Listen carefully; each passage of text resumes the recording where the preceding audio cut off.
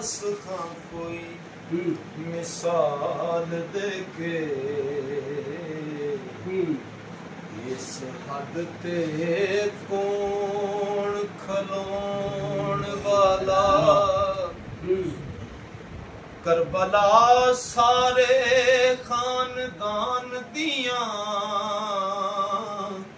लाशां मुंडियां दे उत्ते ढोण वाला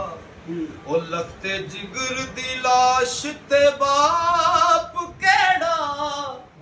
हंजू डोल ना मुखड़ा तोड़ वाला बाजो सखी हुसैन सरदार साया एक कम नहीं किसे तो होण वाला एक कम नहीं किसे तो